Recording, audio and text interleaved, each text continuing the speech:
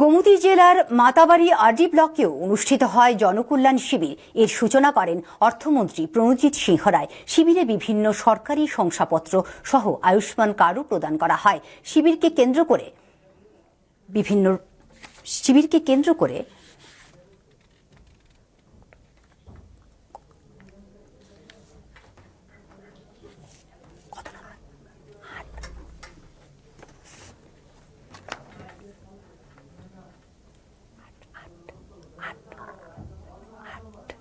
দেশের প্রধানমন্ত্রী নরেন্দ্র মোদীজি যে লাখপতি দিদি সৃষ্টি করেছেন, যে দেশের 3 কোটি মহিলাকে লাখপতি দিদি বানাবেন।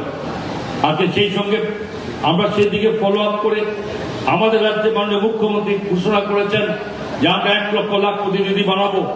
আমরা সৌভাগ্যের সঙ্গে বলতে পারি যে আজকে 1,10,000-এরও বেশি লাখপতি দিদি আমরা রাজ্যে বানাতে পেরেছি। যে রাজ্যে 56,000-এরও বেশি এসএসজি গ্রুপের মাধ্যমে 5 লক্ষেরও বেশি মহিলা আজকে নিজেদের স্বরোজগারের রাস্তায় নেমেছেন।